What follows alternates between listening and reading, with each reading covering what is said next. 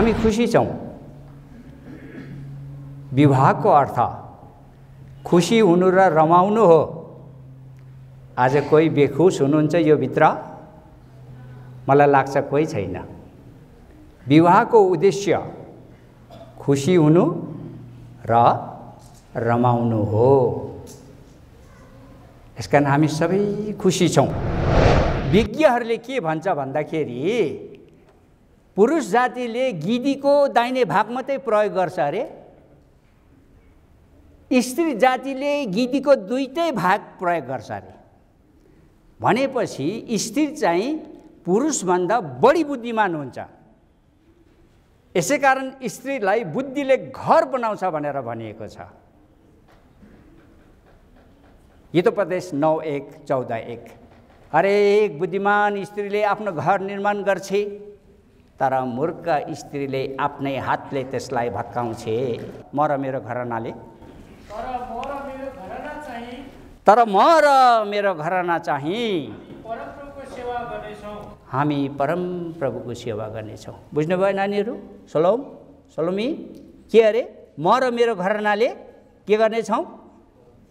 प्रभुको सेवा गर्नेछौँ। प्रभुको सेवा भन्दा ठुलो कुरा केही छैन। विवाहको अर्थ 2 in 1। विवाहको अर्थ के अरे? 2 in 1। एकमा कति? 2। एकमा 2। एकमा 3 भयो भने चाहिँ फेरि बर्बाद छ नि। हाम्रो घरमा धेरै माग्नेहरू आए होइन, उसलाई कमाल गर्न सक्छौँ। त्योभन्दा पनि गए गुज्रेको एकदम घृणित अवस्थामा उडाउ पुत्र फर्किरहेको छ, तर उसको बाबुले उसलाई अङ्कमाल गरेर चुम्बन गर्यो, ग्रहण गर्यो। प्रभुले हामीलाई यस्तै घिनलाग्दो फोरीलाई अङ्कमाल गरेर चुम्बन गर्नुभयो। प्रिय हो, हामी सक्छौँ? सोच्नुहोस्, घरमा मलाई पनि डर लाग्छ, तर पिताले छोरालाई के गरे अरे? ग्रहण गर्यो। त्यसरी नै छोरी कुन अवस्थामा आएको छ, छोरा कुन अवस्थामा आउँदैछ, सुनामीले जस्तै अवस्थामा आएको सलोमलाई पनि ग्रहण गर्न सक्नुपर्छ र सलोमले पनि ग्रहण गर्न सक्नुपर्छ। अन्डरस्ट्यान्डिङमा घर बन्छ, बुझाबुझमा घर बन्छ। घरमा पतिले गर्ने काम पतिले गर्नुपर्छ, पत्नीले गर्ने काम पत्नीले गर्नुपर्छ। राजा तिम्रा धर्मी छन्, कामहरू सब निर्दोष छन्। पाप रही तिम्रा प्रभु आउँदैछन्, पाप रही तिम्रा प्रभु आउँदैछन्। हेर तिम्रा राजा आउँदैछन्, हेर तिम्रा राजा आउँदैछन्। सियोन की छोरी खुसी मनाऊ, यरुशलेम की छोरी रमाउँदै गाऊ। छुटकाराली आउँदैछन्, उनी सनातन राजा हुन्। छुटकाराली आउँदैछन्, उनी सनातन राजा हुन्। प्रेम सहित यरुशलेम आउँदैछन्, प्रेम सहित यरुशलेम आउँदैछन्। हेर तिम्रा राजा आउँदैछन्, हेर तिम्रा राजा आउँदैछन्। सियोन की छोरी खुसी मनाऊ, यरुशलेम की छोरी रमाउँदै गाऊ।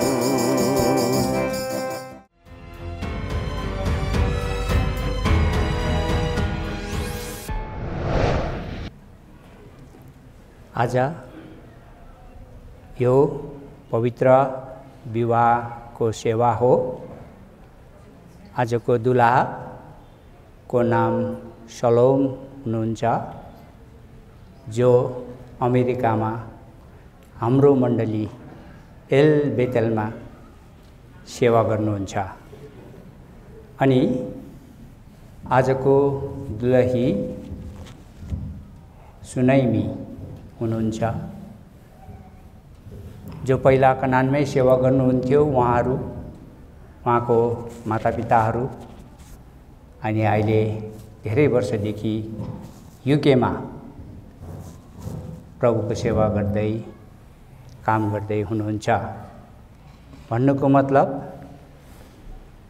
दुलहा अमेरिकाको, दुलही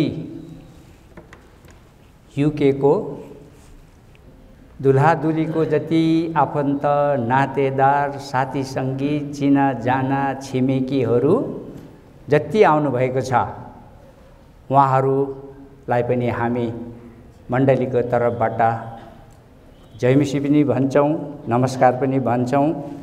अनि कनान मण्डलीको तर्फबाट तपाईहरुलाई स्वागत गर्छौँ, हार्दिक स्वागत गर्छौँ। जति आउनु भए विश्वासी, प्रभुलाई विश्वास गर्ने नगर्ने, हामी खुसी छौँ। विवाहको अर्थ खुसी हुनु र रमाउनु हो। आज कोही बेखुस हुनुहुन्छ यो भित्र? मलाई लाग्छ कोही छैन। विवाहको उद्देश्य खुसी हुनु र रमाउनु हो। यसकारण हामी सबै खुसी छौँ। अनि आजको दुल्हा दुलहीलाई पनि आज कनानमा यो पवित्र विवाह हुन्छ भन्ने कुरो थाहा थिएन। अनि उनीहरू पति पत्नी हुनुपर्छ भन्ने कुरा पनि थाहा थिएन। तर प्रभु येशू जो परमेश्वर हुनुहुन्छ, उहाँको पूर्व योजनामा उहाँहरू पहिल्यै ठहराइनु भएको थियो। यसकारण यो प्रिसियस डे, आजको दिनको लागि हामी प्रभुलाई धन्यवाद चढाउँदछौँ कि सलोम र सुनैमीको पवित्र विवाहको दिन, बाइबलमा यो दिन परमप्रभुले बनाउनु भएको हो। यसमा हामी रमाउने छौँ र आनन्दित हुने छौँ भनिएको छ। भजन सङ्ग्रह 118।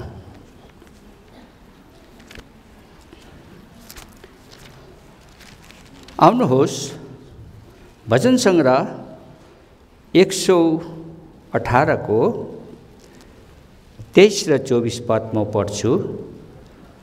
म एउटा कुरा पहिले आग्रह गर्छु, तपाईहरुले यस्तो प्रिसियस अथवा विशेष सेवामा छिटो छिटो बाइबल पढाउनु पर्छ। किनभने यहाँ अरू सेवामा जस्तो पर्खापर्खी गरेर वचनको सेवा गर्दा ढिलो हुन्छ। अर्को कुरा, जसले बाइबल पल्टाउनु ढिलो गर्नुहुन्छ, लेख्नुहोस्। भरे पल्टाउँदा पल्टाउँदा वचन पनि पाउनुहुन्न, प्रचारकले बोलेको पनि सुन्नुहुन्न, हात रह्यो सुन्न हुन्छ। प्रभुले तपाईहरुलाई त्यसै बोलाउनु भएको छैन, चाहे विश्वासी चाहे अविश्वासी, आशिष दिनलाई बोलाउनु भएको छ।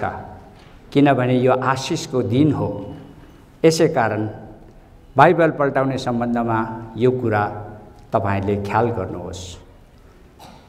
भजन सङ्ग्रह 118 को 23-24।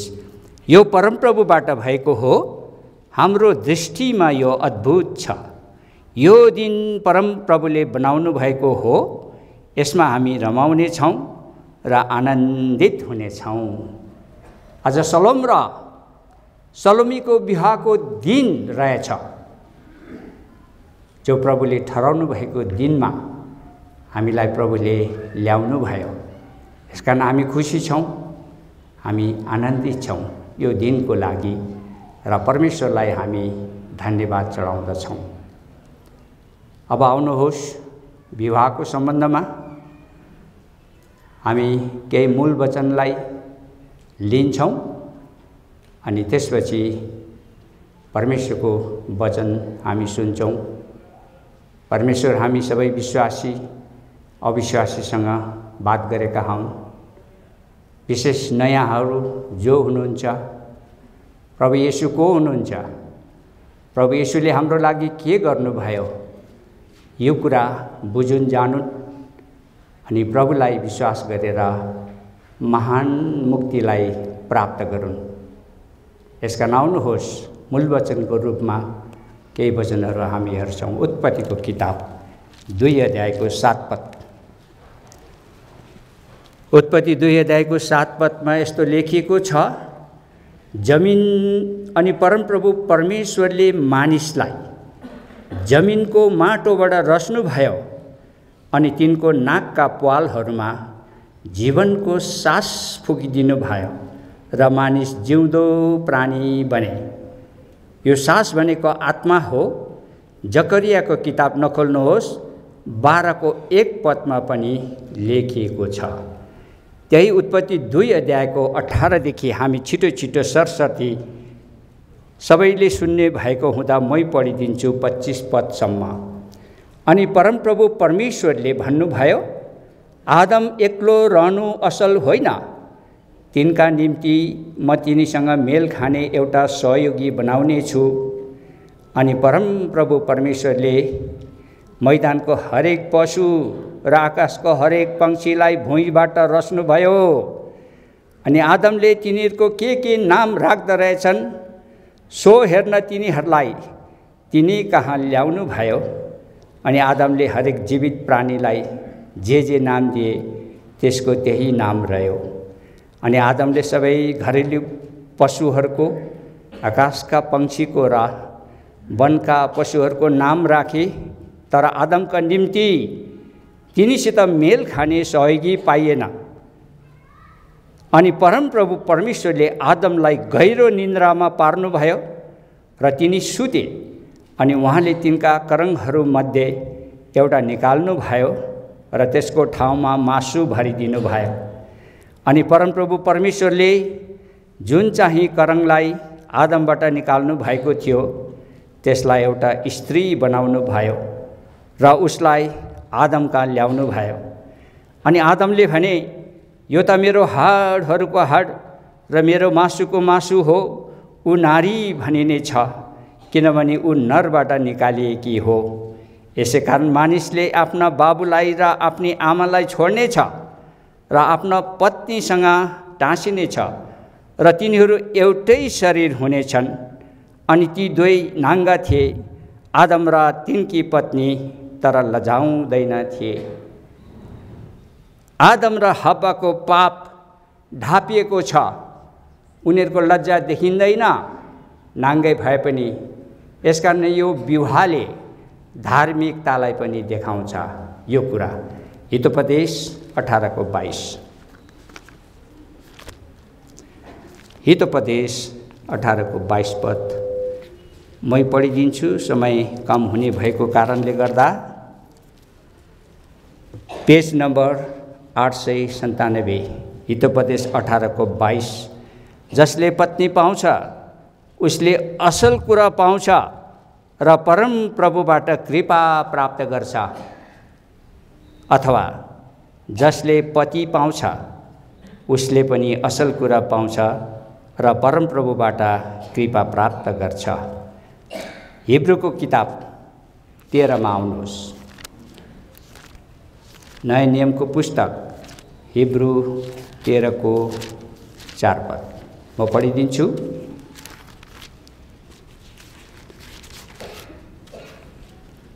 विवाह सबैको बीचमा आदरको योग्य मानियोस् र ओछ्यान निष्कलङ्क रहोस्, तर व्यभिचारीहरू र परस्त्रीगामीहरूलाई परमेश्वरले न्याय गर्नुहुनेछ। विवाह सबैको बीचमा आदरको योग्य मानियोस्। यो विवाह आदरको कुरा हो। यसकारण हाम्रो बीचमा चोरी विवाह चल्दैन। चोर्नु पाप हो, चोर स्वर्ग जान सक्दैन भनेर बिहान मगनीमा हामीले कुरा गऱ्यौँ। किनकि यो विवाह आदरको कुरा हो अनि यो उत्तम कुरा हो।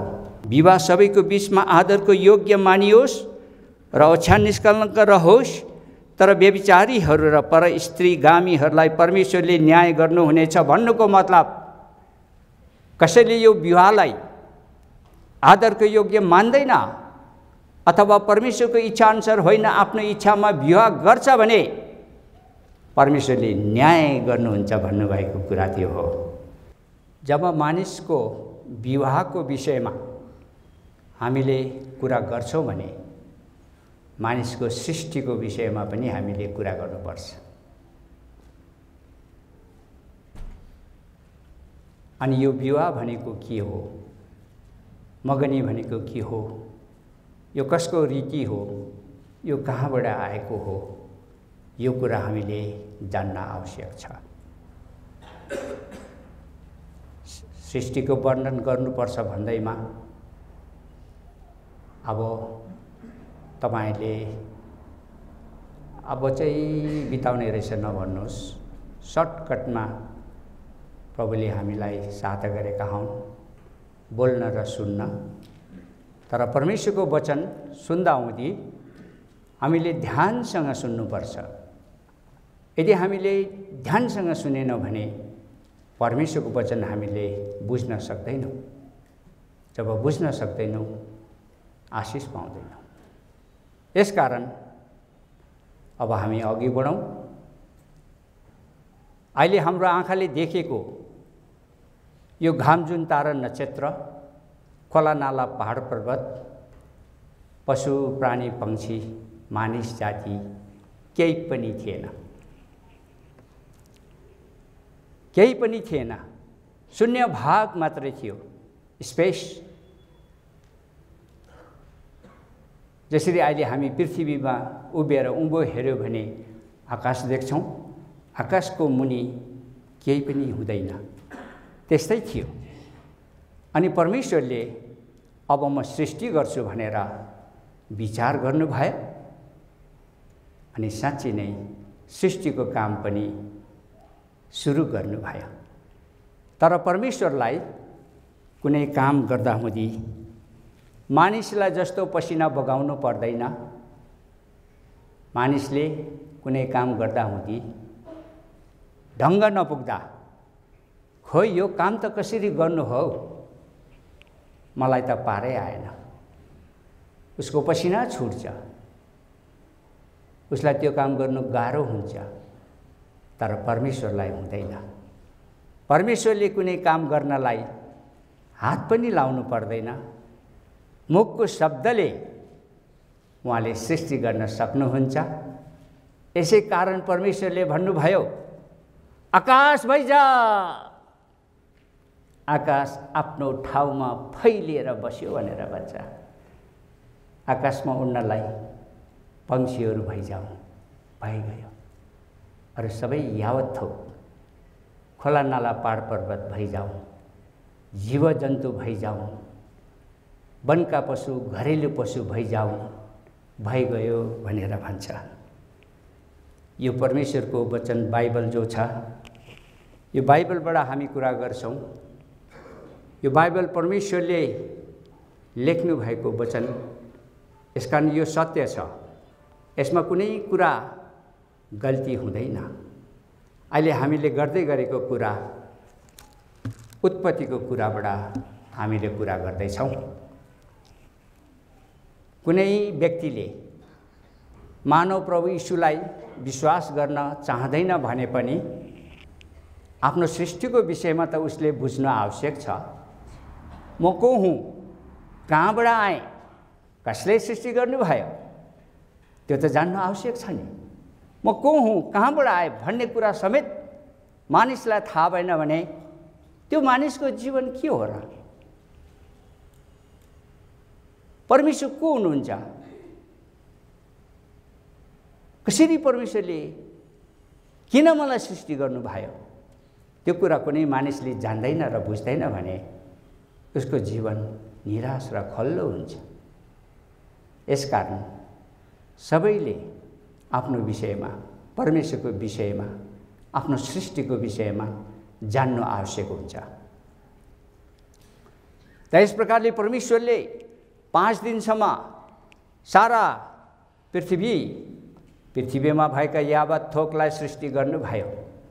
अब फेरि परमेश्वरले त्रिएक परमेश्वरले मलाई लाग्छ स्वर्गमा बैठक बस्नुभयो, किनभने हामी जान्दछौँ पिता पुत्र पवित्र आत्मा त्रिएक परमेश्वर एक हुनुहुन्छ भन्ने कुरा।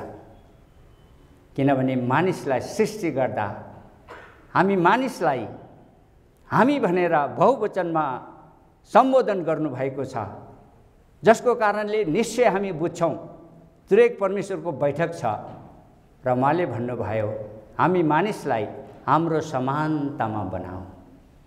पढिदिनुहोस् उत्पत्ति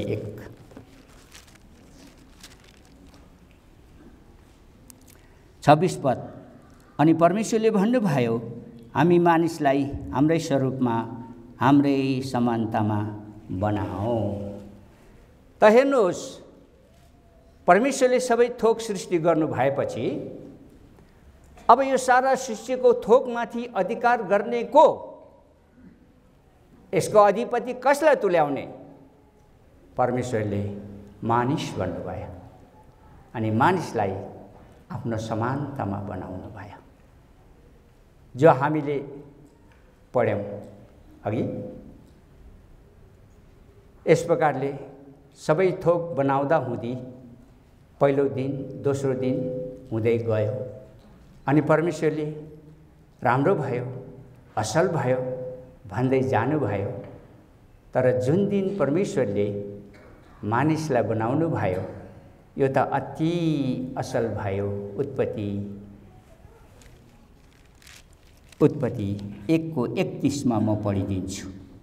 उत्पत्ति 1:31 परमेश्वरले आफूले बनाउनु भएको हरेक चिज देख्नुभयो अनि हेर त्यो अति असल थियो। हेर्नुहोस् त सबै थोक सृष्टि गर्दै जाँदा हुँदी योभन्दा अगाडि परमेश्वरले असल भयो भन्नुभयो। तर मानिसलाई आफ्नो समानतामा बनाउनु भएर मानिसलाई हेर्दा हुँदी यो त झन् अति असल भयो भन्नुभयो। अघि यो त झन् अति असल भयो। अनि अघि हामीले पढे अनुसार सबै जीव जन्तु पशु प्राणी पंक्षी परमेश्वरले बनाउनु भयो। उनीहरू जोडी जोडी छन्। परमेश्वरले आफै जोडी ठहराउनु भएको हुन्छ पशु प्राणी पंक्षीको, उनीहरू जोडी जोडी हुन्छन्। तर आदमलाई देख्दा हुँदी चाहिँ परमेश्वरले यो त राम्रो भएन। यद्यपि आदमले परमेश्वरलाई कम्प्लेन गर्नुभएको छैन, हे परमेश्वर तपाईले सृष्टि गर्नुभएको सबै थोकको जोडी जोडी जोडी छ, म किन एक्लो? दोष लाउँदैन परमेश्वरलाई, किनभने परमेश्वरले जे गर्नुहुन्छ असल र भलो गर्नुहुन्छ। आदम सन्तुष्ट प्रकारले बसिरहेको छ। तर परमेश्वरले सबैको जोडी देख्दा हुँदी र आदमलाई चाहिँ एक्लो देख्दाखेरि यो त असल भएन भन्नु भएर उत्पत्ति 2:18 अनि परमप्रभुले भन्नुभयो मानिस एक्लो रहनु असल छैन अनि तिनको निम्ति म तिनीसित मेल खाने एउटा सहयोगी बनाउने छु। आजको दुलाहाले विवाहको लगाउनुमा पाउनु भएको प्रतिज्ञा यो रहेछ। मेल खाने भन्दैछ, मेल खाने। जोडी भएर मेल भएन भने त्यो घर बन्दैन प्रिय। परमेश्वरले पहिल्यै भन्नुभयो म अन्तर्यामी परमेश्वर, म आदमको लागि तिनीसँग मेल खाने एउटा सहयोगी बनाउने छु। यो चाहिँ के हो? यो आदमको विवाहको चिन्ता परमेश्वरले गर्नुहुँदैछ प्रिय हो। यो आदमको विवाहको कुरा हो। अनि यस प्रकारले अघि 2:7 के लेखेको छ? परमप्रभु परमेश्वरले मानिसलाई जमिनको माटोबाट रच्नुभयो तिनको नाकका प्वालहरूमा जीवनको सास फुकिदिनु भएर मानिस जिउँदो प्राणी बने। भूमिको माटोबाट परमेश्वरले एउटा प्रतिमा बनाउनु भयो। त्यसमा हात खुट्टा नाक मुख आँखा कान छ। त्यो माटो मात्रै छ, त्यो प्रतिमा हो। जब परमेश्वरले त्यो माटोको प्रतिमाको नाकमा सास हालिदिनु भयो अथवा आत्मा अघि, अनि मानिस जिउँदो प्राणी भयो भनेर भनिएको छ। अब एउटा कुरा याद गर्नुहोस्, त्यो माटोको प्रतिमाले मानिसको शरीरको रूप लियो, आत्मा हालिदिनु भयो, शरीर र आत्मा भयो। शरीर र आत्माबाट एउटा कुराको सृजना भयो, त्यसलाई प्राण भनेर भनिन्छ। यसकारण मान्छे तीनटा कुराले बनिएको छ, आत्मा, प्राण, शरीर। यो आत्मा जो छ कहिले मर्दैन, किनभने परमेश्वरले दिनुभएको आत्मा हो। जसरी परमेश्वर कहिले मर्नुहुन्न, आत्मा कहिले मर्दैन। यसै कारणले गर्दा जति नयाँहरू आउनुभएको छ, आत्मा अमर भएको कारणले यो माटोको शरीर त माटोमा मिल्छ। हुन त परमेश्वरले मानिसलाई सृष्टि गर्दा कहिले नमरोस् भनेर सृष्टि गर्नुभएको थियो, तर पाप र अधर्मको कारणले मानिस आफैले आफूमा मृत्यु ल्यायो। अहिले हरेक मानिस जो आमाको गर्भबाट जन्मिआयो मरेर जानुपर्छ। तर जाने कहाँ? दुईटा ठाउँ छ, एउटा स्वर्ग, एउटा नरक। जसले प्रभु यीशुलाई विश्वास गरेको छ, जसको पाप क्षमा भएको छ, जसले पापदेखि छुटकारा मुक्ति पाएको छ, ऊ नरक जानु पर्दैन, दण्ड भोग्नु पर्दैन। तर परमेश्वरको घर स्वर्गमा गएर परमेश्वर जस्तो भएर अनन्त जीवन प्राप्त गरेर शान्ति र आनन्दको साथमा उसले बस्न पाउँछ। तर प्रभु येशूलाई विश्वास नगरे अनन्त आगोको कुण्डमा, नरकको झिलमा तडपिनुपर्छ। नरकका आगोको विषयमा, नरकको विषयमा जहाँ तिनीहरूको किरा मर्दैन आगो निप्दैन, जहाँ तिनीहरूको किरा मर्दैन आगो निप्दैन। मर्कुस 9:44-46-48 नखोल्नुहोस्, यो कुरा लेखिएको छ। भनेपछि विचार गर्नुहोस्, जतिले प्रभु यीशुलाई पाउनु भएको छैन, नरकको आगो पनि निप्दैन। त्यो आगोले उद्धार नपाएको मानिसको आत्मा जो स्वर्ग जान सकेन, नरक जानुपर्छ र आगोले जलाइरहन्छ, युग युगसम्म जलाए पनि उसको अन्त हुँदैन, प्राण जाँदैन। भनेपछि कति दण्ड भोग्नुपर्छ। याद गर्नुहोस् प्रिय हो, प्रभु येशूलाई विश्वास गर्नु भनेको धर्मको कुरा होइन।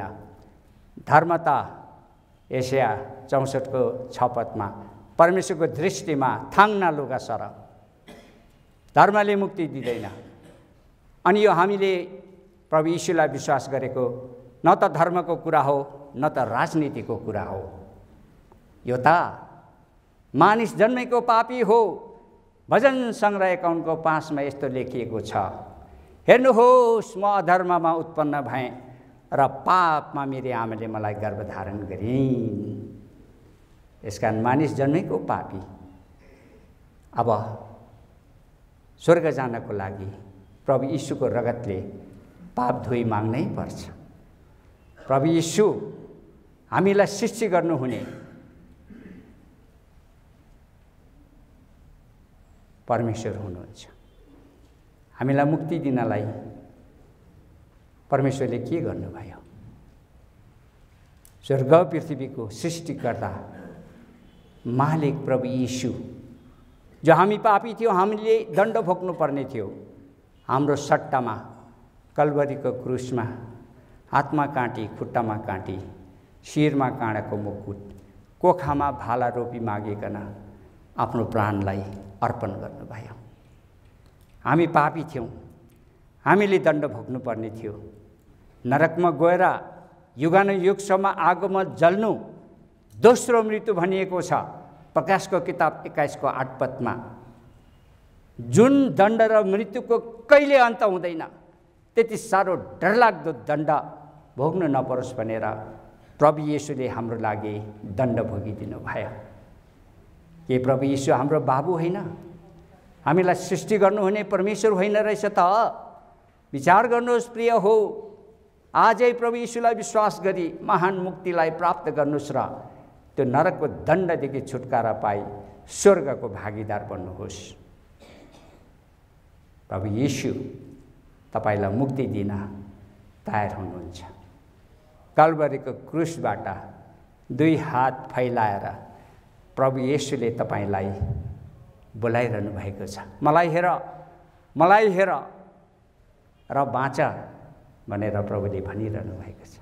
यसकारण मानिस 3टा कुराले बनियो, आत्मा, प्राण, शरीर।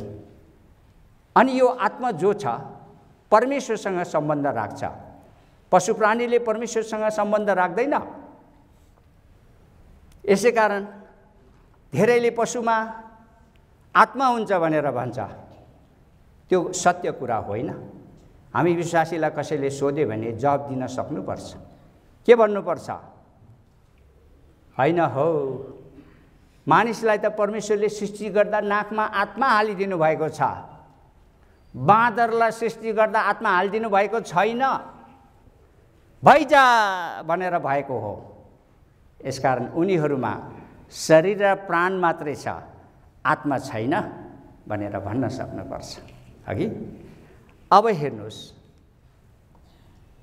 जोडीको सम्बन्धमा, अघि जोडीको सम्बन्धमा कसरी जोडी बनाउने? जब परमेश्वरले आदमलाई त्यस प्रकारले रच्नु भयो भने हब्बालाई पनि जमिनको माटोबाट बनाएर रच्न सक्नुहुन्थ्यो। तर जब परमेश्वरले हब्बालाई आदमलाई जस्तै बनाएर आदमको अगाडि ल्याइएको भए आदमले हब्बालाई चिन्ने थिएन। नचिनेपछि प्रेम गर्ने त कुरै छैन र जोडी मिल्ने कुरा पनि छैन। परमेश्वर बुद्धिमान परमेश्वर, रोमी 11को 33 अनुसार उहाँ बुद्धिमान परमेश्वर, उहाँको बुद्धि अगम्य, कति गहिरो छ। यसकारण आदमसँग मिल्दो जोडी भन्नुको मतलब चाहिँ अब परमेश्वरले आदमलाई जस्तै अलग बनाएर ल्याउँदा हुँदै मेल नखाने भयो। अब के गर्नु भयो? यसै कारण आदमले परमेश्वरले आदमलाई भन्नुभयो, आदम सबै जीवजन्तु पशु पंक्षीको जोडी देख्यौ? देखे परमेश्वर, धन्यवाद छ। तिम्रो जोडी छ? छैन। तिम्रो जोडी चुन्ने काम मेरो हो। तिम्रो पत्नीलाई सृजना काम गर्ने काम मेरो हो। तिमी चाहिँ जाऊ र सुता। आदमलाई मस्त निन्द्रामा पार्नु भयो। जब आदमले आँखा खोल्यो, आफ्नो अगाडि पत्नीलाई देख्यो। वाह, परमेश्वर कति महान! आदमको अगाडि त्यो पशु प्राणीले किन मेल खाएन?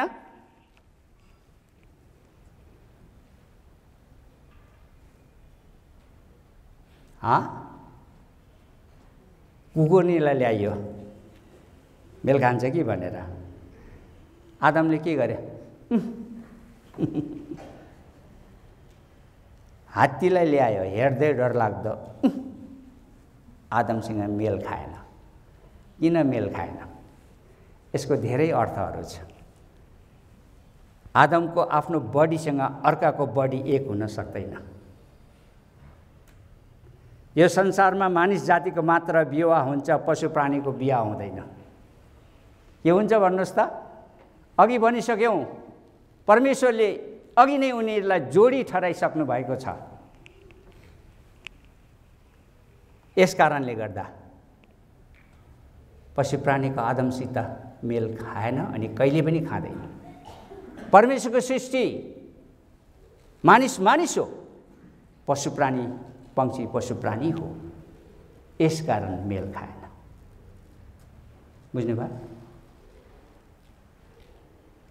यो संसारमा एउटा भुसिया कुकुरले कति मान्छेलाई टोकेको छ, त्यसले हिसाब बुझाउनु पर्दैन परमेश्वरलाई, त्यसको आत्मा छैन, मर्यो त गयो। मानिस जातिले के गरेको छ हिसाब बुझाउनु पर्छ कि पर्दैन भन्नुहोस् त? हिसाब बुझाउनु पर्छ। यसकारण त्यसको मतलब हामीले बहुत होसियारीको जीवन जिउनुपर्छ। के गर्दैछौँ, के भन्दैछौँ, चाल कस्तो छ? स्वर्गमा दुईटा पुस्तक छ, एउटा जीवनको पुस्तक, एउटा हाम्रो क्रियाकलाप संसारमा गरेको पुस्तक, संसारमा गरेको काम कुराको पुस्तक।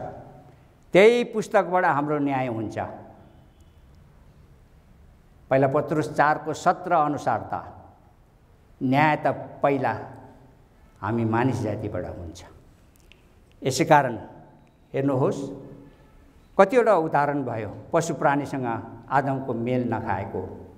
एउटा कुरा, आदमको बडी जो छ अर्को बडीसँग मेल खान सक्दैन, यसकारण पशु प्राणीसित मेल खाएन। यो संसारमा मानिस जातिको मात्रै विवाह हुन्छ, पशु प्राणीको विवाह हुन सक्दैन, यसकारण पशु प्राणीसँग मेल खाएन। यदि परमेश्वरले एउटा मानिस स्त्रीलाई पनि अलग्गै बनाएर आदमको अगाडि ल्याएको भए पनि आदमले चिन्ने थिएन। यसैकारण परमेश्वरले आदमको जोडीको लागि आदमलाई अपरेसन गर्नु पर्यो। पहिलो अपरेसन त्यही हो, मानिस जातिमा गरिएको पहिलो अपरेसन त्यही हो। यसैकारण जब त्यस प्रकारले आदमको गरङबाट एउटा उसको लागि जोडी बनाइयो, त्यो जोडीलाई लगेर परमेश्वरले आदमको अगाडि उभाइदिँदा मात्रै पनि आदम त ओहो भनेर उफ्रेर, यो त मेरो हाडको हाड, यो त मेरो मासुको मासु हो, उसलाई स्त्री भनिने छ।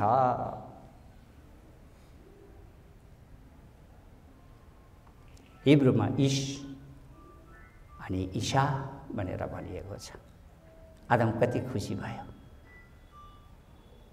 आफ्नो पत्नीसँग पहिलो भेटमै आदम कति खुसी भयो, कति खुसी भयो, किनकि उसको शरीरको अङ्ग करङबाट बनाइएको थियो।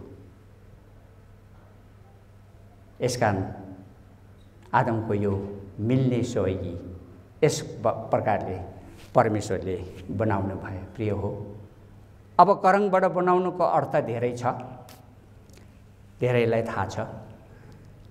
शिरको हड्डी लिएर परमेश्वरलाई स्त्री बनाउनु भएको भए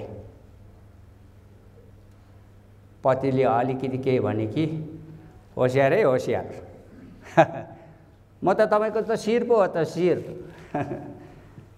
तपाईँको अधीनतामा बस्दिनँ म, उल्टा मैले भनेको तपाईँले मान्नुपर्छ भन्नु सक्छ कि सक्दैन भन्नुहोस् त? शिरको हड्डीबाट बनाएको भए भन्नु सक्छ, खुट्टाको हड्डीबाट पनि बनाउनु भएन।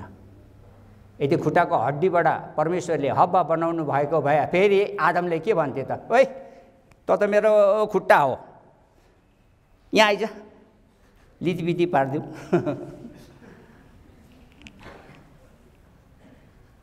त्यो पनि होइन। कहाँबाट लिने भयो? शरीर जो बडी छ यसले मण्डलीलाई देखाउँछ, बीच भागबाट करङबाट परमेश्वरले हब्बा बनाउनु भयो, जसले हृदय अथवा मुटुलाई सुरक्षा गरेर राखेको छ। यसैकारण बाइबलमा एउटा स्त्रीले मानिसलाई घेरेर राख्छ भनेर लेखिएको छ। किन करङबाट बनाउनु भयो? यो करङ चाहिँ हड्डीहरूमा सबैभन्दा नरम यो जो वस्तु हो। यो करङलाई उस्तै बलियोले यसो गऱ्यो भने भाँच्न सक्छ। यसकारण स्त्री जाति दुर्बल हुन्छ र उनको दुर्बलतामा पुरुष जातिले सही दिनुपर्छ। बुझ्नुभयो? बुझ्दै जानुहोस् है। लेख्दै गए त अझ राम्रो हुन्थ्यो। नानीले पनि स्मरण शक्ति राम्रो छ भने यहाँ लेखेर राख्नुहोस्, हुन्छ? यो त ठुलो कुरा हो। हेर्नुहोस्, करङले भित्री भागलाई, हृदयलाई, मुटुलाई सुरक्षा गरेर राख्छ। मुटुले माया र प्रेमले देखाउँछ। यसै कारण पतिले पत्नीलाई प्रेम गरिरहन्छ भनेको कारण त्यो हो। करङबाट बनाउनुको अर्थ चाहिँ है, न त टाउको हड्डीबाट न त खुट्टाको हड्डीबाट बनाउनु भयो परमेश्वरले। उहाँ बुद्धिमान परमेश्वर भनेर अघि हामीले वर्णन गरिसक्यौँ। रोमी 11:33। यस कारणले गर्दा हेर्नुहोस् प्रिय हो, हब्बालाई परमेश्वरले यसरी बनाउनु भयो। यसले बडीलाई देखाउँछ। 20 भागले बडी भनेको शरीर, शरीर भनेको मण्डली। अब किन करङबाट बनाउनु भयो भन्ने कुरा 2-3वटा अर्थहरू हामीले हेरिसक्यौँ। अब तेस्रो कुरा अझै हामी हेरौँ भनेदेखि अघि हामी दुल्हिन अथवा मण्डली प्रभु जस्तै हौँ भनेर परमेश्वरले मानिसको करङबाट हब्बा बनाउनु भयो अथवा मानिसको करङबाट स्त्री बनाउनु भयो। यो त बहुत गहिरो र रहस्यको कुरा छ। बुझ्नुहोस् है। हामी मण्डली भनेको दाजुभाइ दिदीबहिनी सबै प्रभु जस्तै हौँ भनेर प्रभुले स्त्रीलाई करङबाट बनाउनु भयो। बुझ्नुभयो? यो कुरा हो है त। यसकारण यो कुरा छ प्रिय हो। अब हेर्नुहोस्, यो विवाह जसले प्रभुलाई आदर दिनुपर्छ। एउटा भाइले गुणवती पत्नी पाउनको लागि धेरै प्रार्थना गरेको हुनुपर्छ। बहिनीले पनि त्यस्तै प्रकारले धेरै प्रार्थना गरेको हुनुपर्छ। यसै कारण गुणवती पत्नी परम प्रभुबाट की हो, घर र धन पैतृक सम्पत्ति हुन्। हितोपदेश 19।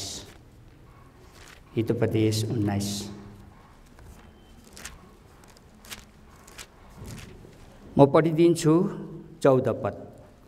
घर र धन पैतृक सम्पत्ति हुन् अनि बुद्धिमती पत्नी चाहिँ परम प्रभुबाट की हो। हेर्नुहोस्, घर र धन पैतृक सम्पत्ति हुन् अनि बुद्धिमती पत्नी चाहिँ परम प्रभुबाट की हो। नखोलौँ यसै हितोपदेश 31:10 पदमा लेखिएको छ, गुणवती पत्नी कसले पाउन सक्छ? त्यो त लालमणि भन्दा पनि बढी मूल्यको हुन्छ भनेर लेखिएको छ। लालमणि मणि मोतीहरूमा सबैभन्दा बहुमूल्य हो, तर गुणवती पत्नी चाहिँ लालमणि भन्दा पनि बढी हुन्छ। यसकारण गुणवती पत्नी पाउनको निम्ति भाइले धेरै प्रार्थना गरेको हुनुपर्छ। कुनै पनि विवाह गर्ने भाइ बहिनीले प्रभुको इच्छामा बिहा गर्नुपर्छ, आफ्नो इच्छामा होइन। अनि यो बिहाको सम्बन्धमा मण्डलीमा ठिक कुरा आउनुपर्छ। जातलाई ढाँट्नु हुँदैन। अर्को कुरा केही तलमाथि भएको छ भने सब कुरा बताउनु पर्छ। यसको विषयमा मसँग धेरै प्रमाण छ, तर म त्यो कुरा अहिले भन्दिनँ। जस्तो छ त्यस्तै ठिक कुरा मण्डलीमा गर्नुपर्छ, तब प्रभुले आशीष दिनुहुन्छ। ल गल्ती नै भएको छ भने पनि के भयो र? गल्ती नगर्ने को छ र परमेश्वर बाहेक? गल्ती मानिलिनुपर्छ। अनि प्रभुले क्षमा पनि गर्नुहुन्छ, उल्टा आशिष पो थपिदिनुहुन्छ। बिहाको कुरा ठिक प्रकारले गर्नुपर्छ। एउटा कुरा माफ गर्नुहोस्, मैले अघिदेखि दुला दुलीको जात पनि बताएको छैन, मैले कहिले पनि बताउँदैन। कतिले त सम्झिनुहुन्छ सबै कुरा हो होइन, भाइ के जात हो, अब बहिनी के जात, हामीलाई जातको के मतलब छैन नि। जुनसुकै सम्बन्धमा यो जात र त्यो जात त्यति भन्ने गर्दिनँ। गल्ती हो भने प्रभुले क्षमा गरून्, तपाईँहरूले पनि क्षमा गर्नुहोस् होइन। तर जे होस्, जो विवाहको प्रसङ्ग उठ्छ, भाइ बहिनीको बिचमा उठ्छ, अनि परिवार मातापिताको बिचमा उठ्छ, अनि सबै सत्य कुरा मण्डलीमा प्रकट गरिनुपर्छ, अनि परमेश्वरले आशिष दिनुहुन्छ। बुझ्नुभयो? किनभनेदेखि गुणवती पत्नी पतिको मुकुट हो भनेर यही हितोपदेश 12:4 लेखिएको छ। गुणवती स्त्री आफ्ना पतिको मुकुट हो, तर जसले लाजमा पार्छे त्यो पतिका हड्डीहरूमा सडावट जस्तो हो। गुणवती स्त्री पतिको मुकुट हो। आज हाम्रो भाइ सलोमले अब मुकुट लाउँदै हुनुहुन्छ। गुणवती स्त्री पतिको मुकुट हो, तर जसले लाजमा पार्छे त्यो पतिका हड्डीहरूमा सडावट जस्तो हो। कोही त साह्रै खराब पो हुन्छ त दिदीबहिनी। ओहो, पतिको हारमा ऊ रमाउन सक्छ, पतिको हारमा ऊ हाँस्न सक्छ। याद गर्नुहोस्, त्यो होइन। तर गुणवती पत्नी भएर पत्नी घरको भित्री कोठामा गएर पतिको सेवा र पतिको काम कुराका लागि प्रार्थना गर्ने पत्नी हुनुपर्छ। यो होइन कि के को सेवै सेवा, झोला बोके कि टाप, झोला बोके कि टाप, भरे आउनु त खाना दिन्न भन्ने पनि हुन्छ त, हुन्छ हुँदैन भन्नु त? सेवा गर्नु, मण्डलीको भार उठाउनु। प्रभुले चुन्नु भएको छ भने उसले घरको काम नगरोस् न, त्यसैमा प्रभुले आशिष दिनुहुन्छ। एक दिन एउटा दाजु र एउटा दिदी कुरा गर्दै रहेछ। त्यो दिदीले चाहिँ डोको बोकेको रहेछ क्या। धेरै बेरसम्म कुरा गरेको एउटा अलि पर बस्नेले देखेर, होइन ए दिदी डोको त राखेर कुरा गर्नुहोस्। दिदीले भनिन्, धरती मुनि नगएसम्म यो डोकोले कहिले छोड्छ र? राम्रो उदाहरण हो उसको। उसलाई डोकोले छोड्दैन बिचारा। के अरे उदाहरण के अरे? ए दिदी डोको त राखेर कुरा गर्नुहोस्। दिदीले भन्नुभयो, नानी धरती मुनि नगएसम्म यो डोकोले कहिले पो छोड्छ र? उसले ठिक भन्नुभएको हो। एउटा उदाहरण। काम हुन्छ, गर्नु पनि पर्छ। बिहान हामीले रेबिकाको कुरा गर्दै थियौँ। 10वटा ऊँटलाई पानी पिलाउनु सानो कुरा होइन। एउटा ऊँटले 200 लिटर जति पानी पिउँछ। त्यसले रेबिकाको परिश्रमीपनालाई देखाउँछ। स्त्री जाति परिश्रमी हुनुपर्छ। घरको काम धन्दा गर्ने अघि पुरुष जाति त्यस्तै परिश्रमी हुनुपर्छ। अफिसको काममा अघि इमान्दार भएर काम गर्ने हुनुपर्छ। विवाहको उमेरको सम्बन्धमा पनि धेरै कुराहरू छ। मुलुकी ऐनले कति वर्ष तोकेको छ अहिले? नेपालमा 20 वर्ष। मुलुकी ऐनले किन 20 वर्ष तोक्यो? हैरान भएर तोक्यो। किनभने 10 वर्षमा बिहा गरिदिन्छ त। अघि भाइ लालसँग कुरा गर्दै थिए, युकेमा 18 वर्ष, किनभने त्यो एउटा अति नै विकसित र सभ्य देश हो। 18 वर्ष पुगेपछि छोराछोरीलाई आमा बाउले आफ्नो घरमा अधीनतामा राख्न मिल्दैन, उनीहरू छुटिन्छ। छुटिएन भने 18 वर्ष नागेको बाउको घरमा बस्यो भने त्यो छोराछोरीलाई बाउआमाले उतिर्नु पर्ने भाइ, बाउआमाले भत्ता दिनुपर्ने। ओहो इन्डियामा अहिले 21 वर्ष तोकिएको छ, बुझ्नुभयो? कति वर्ष अरे? 21 वर्ष तोकिएको छ। तर याद गर्नुहोस्, खासमा एउटा बहिनीको विवाह गर्ने उमेर कम्तीको पनि 24-25 वर्ष पुगेको हुनुपर्छ अनि भाइको उमेर त्योभन्दा 4-5 वर्ष बढी भएको हुनुपर्छ। पतिको उमेर कम छ भने पनि केही छैन, तर खासमा किन पतिको भन्दा पतिको उमेर बढी हुनुपर्छ? लोग्ने मान्छे त मूर्ख पो हुन्छ त, बुद्धु क्या बुद्धु। सुन्नुहोस् है, विज्ञहरूले के भन्छ भन्दाखेरि पुरुष जातिले गिदीको दाहिने भाग मात्रै प्रयोग गर्छ अरे, स्त्री जातिले गिदीको दुईटै भाग प्रयोग गर्छ अरे। भनेपछि स्त्री चाहिँ पुरुषभन्दा बढी बुद्धिमान हुन्छ। यसैकारण स्त्रीलाई बुद्धिले घर बनाउँछ भनेर भनिएको छ।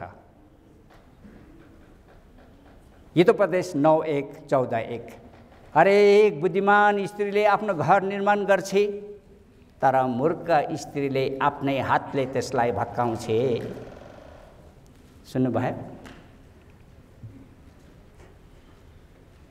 यसकारणले गर्दा हेर्नुहोस्, बुद्धिमती स्त्रीले घर बनाउँछ। अनि अब त्यो नानी केटाकेटी भनौँ न 10-11 वर्षमा बिहा गर्ने, बिहाको अर्थ के हो थाहै छैन। त्यो भाँडाकुटी खेलेको हो, जिन्दगीको सवाल छैन। अनि उमेर नपुगी बिहा गर्दा के कति हानि हुन्छ। जुन नानीलाई स्याहार पुग्दैन त्यो नानी र्यालेर प्याले सिङ्गाने हुन्छ। कसले भन्न सक्छ त्यो नानी भविष्यमा गएर महान परमेश्वरको सेवक पो हुन्छ कि डेल मोडी, हडसन टेलर, वाचमेनी जस्तो प्रभुको दासहरू जस्तो पो हुन्छ कि? कसले भन्न सक्छ? संसारको दृष्टिकोणमा भन्नुभयो भने राष्ट्रपति पो हुन्छ कि प्रधानमन्त्री पो हुन्छ कि? अच्छा, संसारको कुरालाई हामी नहेरौँ। यसैकारण कुनै पनि नानीलाई अथवा एउटाले अर्को कसैलाई पनि अन्डर एस्टिमेट गर्नु हुँदैन। तर जब त्यो आमाले आफ्नो स्याहार त गर्न सक्दैन भनेदेखि नानीलाई कसरी स्याहार गर्न सक्छ? यसैकारण इसाक र एसावको 40 वर्षको उमेरमा विवाह भएको थियो। इसाक रेबिकाको पवित्र विवाह उत्पत्ति 24:20 पद मुताबिक पद्दन आराममा भएको थियो।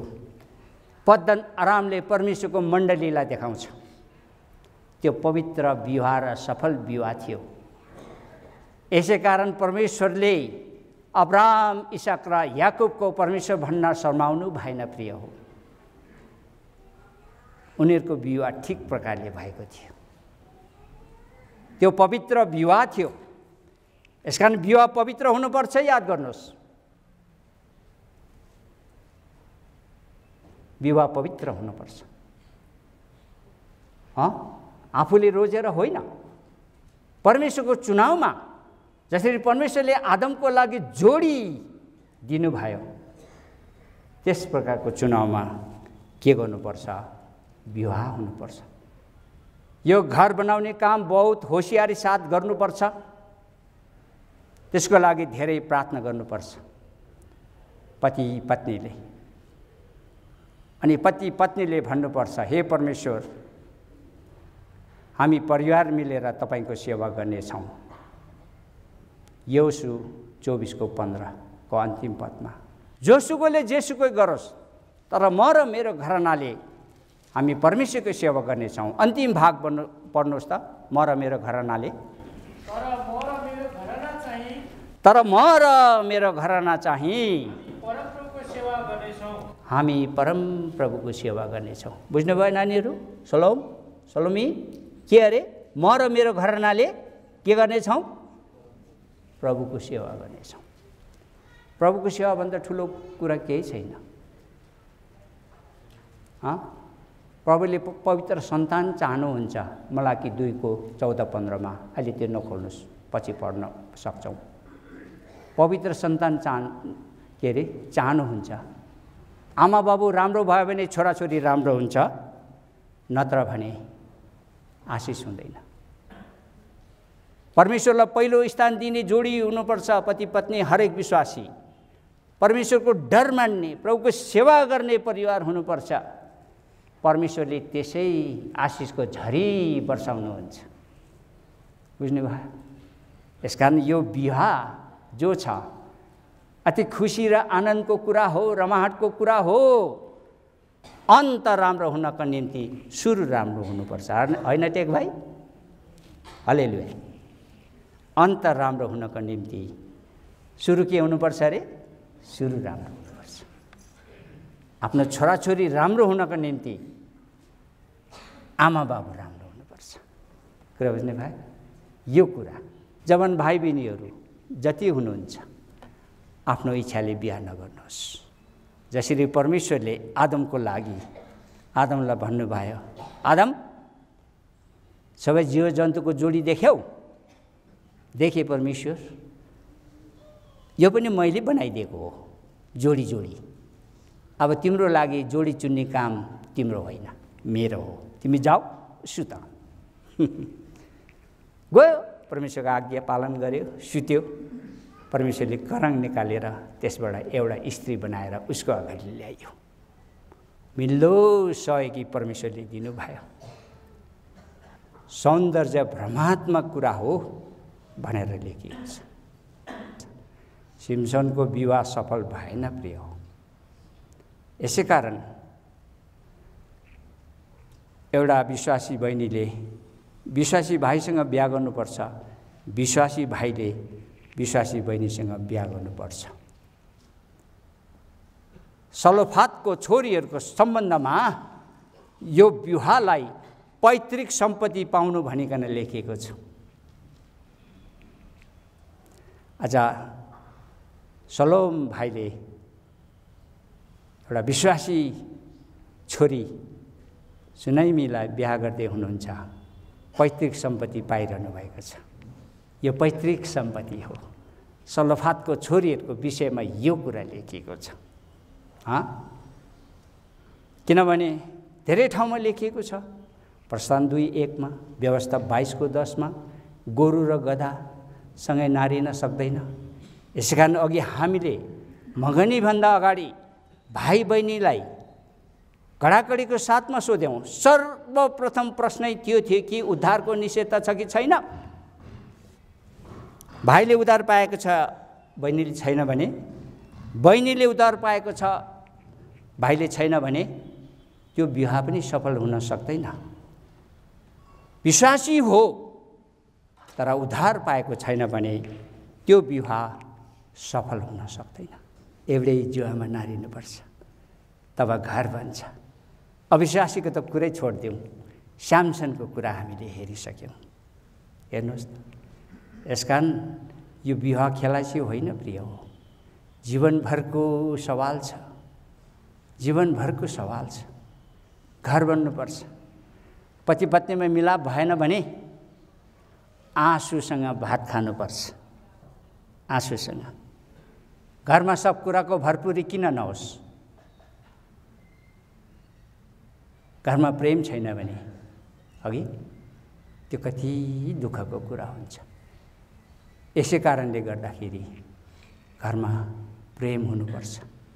घरमा झगडा हुन नदिनलाई पति पत्नी बुद्धिमान हुनुपर्छ। बुद्धिले घर बनाउँछ भनेर भनिएको छ अघि। त यस प्रकारले प्रिय हो, यसरी पतिले पत्नीलाई प्रेम गर्नुपर्छ परमेश्वरको वचनअनुसार। एफिसी 5 अध्यायको 22 पद नानी सुनाइमीले पढ्नुहोस् नेपालीमा अथवा इङ्ग्लिसमा जे छ।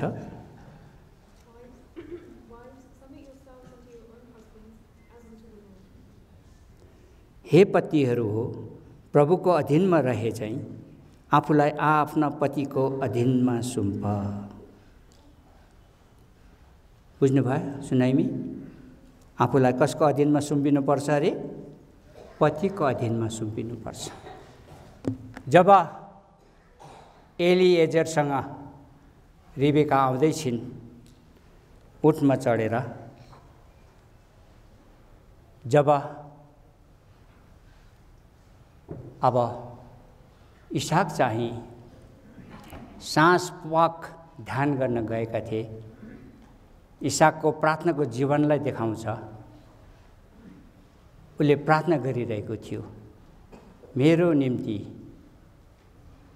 पत्नी लिन जानुभएको छ। अब पत्नी लिएर आउँदैछिन्। अघि जब रेबिकाले इसाकलाई देखे अनि एलिएजरले बताए अनुसार रेबिकाले सोधिन्, हामीलाई भेट्न आउँदै गर्नुहुने को हुनुहुन्छ? उहाँ मेरो मालिक हुनुहुन्छ। रेबिकाले थाहा पायो मेरो हुनेवाला पत्नी उहाँ नै हुनुहुन्छ। तब रेबिका हतारसँग उठबाट ओर्ली अनि आफ्नो शरीरलाई घुम्टोले ढाकिन् भनेर लेखिएको छ 24 को करिब 65 पदमा। त्यसले अधीनतालाई देखाउँछ। यस प्रकारले रेबिका इसाकको अधीनतामा बसिन्, आफैलाई घुम्टोले ढाकिन्। घुम्टोले ढाक्नुलाई अधीनतामा बस्नुपर्छ। तर रेबिकाले यो भनेन कि मेरो हुनेवाला पति तपाईँ हुनुहुन्छ, यो भनिन।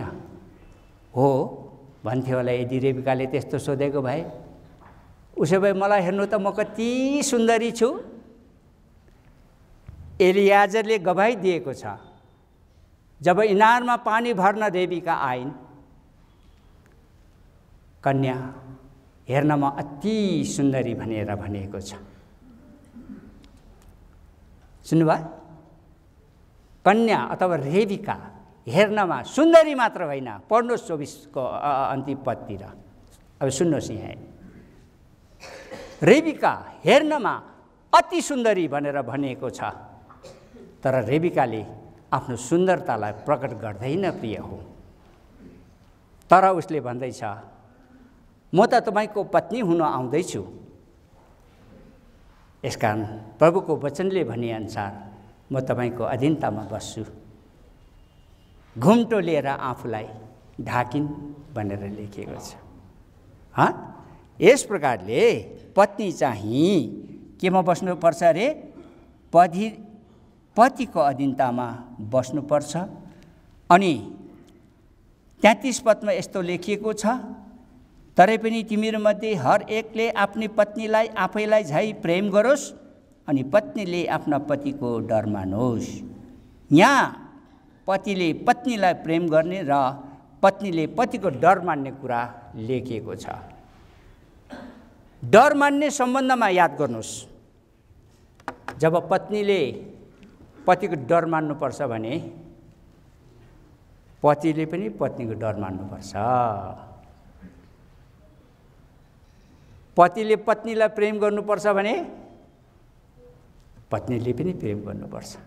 प्रभुको आज्ञा अनुसार पतिले पत्नीलाई प्रेम गरेन भने अनि पत्नी पतिको अधीनमा बसेन भने कसरी घर बन्छ? यसकारण परमेश्वरको आज्ञा अनुसार अघि अनि यसरी पति पत्नी मिलेर घर बनाउनुपर्छ। बुझ्नुभयो? घर बनाउनुपर्छ।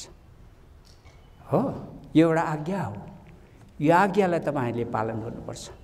गाउँघरको दृष्टिकोणले भन्ने हो भने घर भत्काउन खोज्ने धेरै पो हुन्छ त। है नानी, खोइ यो ज्वाइँ भनाउँदा त कहाँको हो? निको चाल देख्दिन है यसको। त्यति बेला के भन्नुपर्छ? दिदी, तपाईँले त भन्नुभयो, तर म मेरो पतिलाई चिन्छु, म मेरो पत्नीलाई चिन्छु भन्नुपर्छ।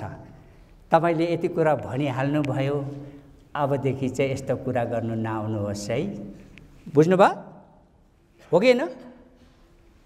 त्यसो भन्नुपर्छ। तर शङ्का गर्ने ठाउँ पनि दिनु हुँदैन। फेरि आज आउँछ एउटाले त्यही कुरा भन्छ, भोलि आउँछ एउटाले त्यही कुरा भन्छ, पर्सि आउँछ एउटाले त्यही कुरा भन्छ भने शङ्का गर्ने ठाउँ भयो कि भएन भन्नुहोस् त? शङ्का गर्ने ठाउँ भयो कि भएन? शङ्का गर्ने ठाउँ दिनु हुँदैन। बुझ्नुभयो? यो चेतावनी पनि हो तपाईँहरूलाई। एउटाले अर्कोलाई भरोसा गर्नुपर्छ, विश्वास गर्नुपर्छ। पति कहीँ जाँदा पत्नीलाई सोधेर जानुपर्छ, पत्नी जाँदा पनि सोधेर जानुपर्छ। यो भरोसाको कुरा हो। दुलादुली दुई ढुङ्गाहरू हुन्, जसलाई एकसाथ राखेर मिलाउनुपर्छ। ढुङ्गाको चोसो चासो हुन्छ, चोसो चासो काटिनुपर्छ, नत्र अर्कोलाई भिजाउँछ। बुझ्नुभयो? प्रार्थना र सङ्गतिद्वारा चोसो चासो काटिएर मिलेर बस्नुपर्छ। हावा पनि नछिर्ने गरेर। अब त्यो किताब त्यो म भन्न भ्याउँदैन। अय्युबको किताब 41को 14, 15, 16मा लेखेको छ।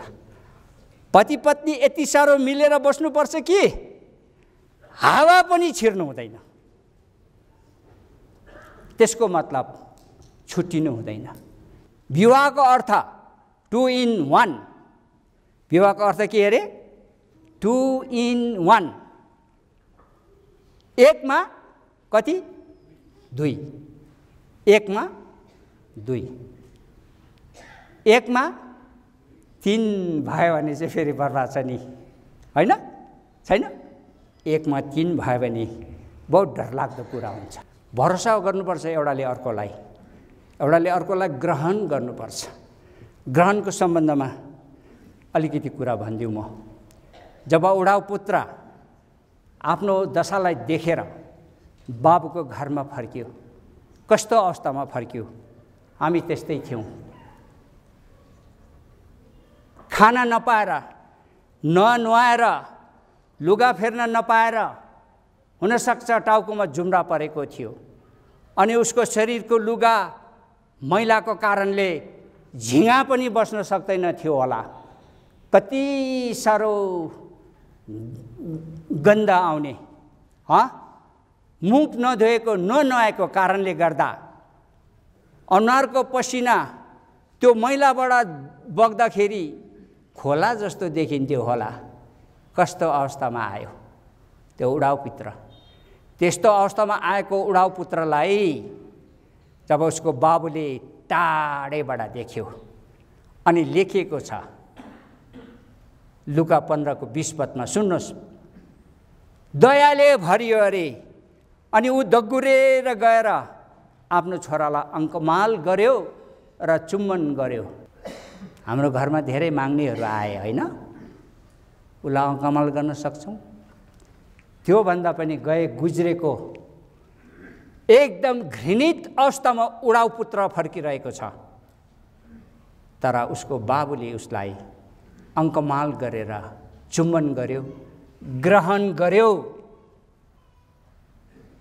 प्रभुले हामीलाई यस्तै घिनलाग्दो फोरीलाई अङ्कमाल गरेर चुम्बन गर्नुभयो। प्रिय हो, हामी सक्छौँ?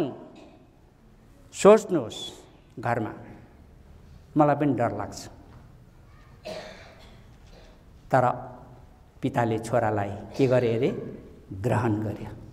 त्यसरी नै छोरी कुन अवस्थामा आएको छ, छोरा कुन अवस्थामा आउँदैछ? सुनामीले जस्तै अवस्थामा आएको सलोमलाई पनि ग्रहण गर्न सक्नुपर्छ र सलोमले पनि ग्रहण गर्न सक्नुपर्छ। अन्डरस्ट्यान्डिङमा घर बन्छ, बुझाबुझमा घर बन्छ। घरमा पतिले गर्ने काम पतिले गर्नुपर्छ, पत्नीले गर्ने काम पत्नीले गर्नुपर्छ। यो विवाहले तयारीपनलाई देखाउँछ। बिहान पनि हामीले कुरा गर्दै थियौँ, सिंहासनमा बसेर राज्य गर्ने कुरालाई देखाउँछ। प्रभुको सिटमा सिंहासनमा बसेर राज्य गर्ने कुरालाई देखाउँदछ। हरेक विवाहले ऱ्याप्चरलाई पनि देखाउँछ है। हामी ऱ्याप्चर ऱ्याप्चर ऱ्याप्चर भन्छौँ। के हो ऱ्याप्चर? जुन दिन प्रभुले जसलाई बोलाउनुहुन्छ त्यही दिन उसको ऱ्याप्चर भयो। अब यो विवाहले ऱ्याप्चरलाई पनि देखाउँदछ। हामी तयारी भएर सिंहासनमा बसेर राज्य गर्ने कुरालाई देखाउँदछ।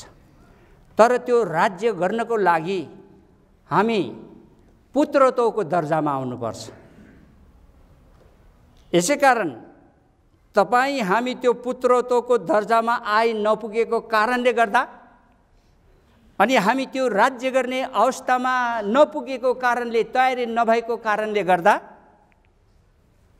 आज सृष्टि पनि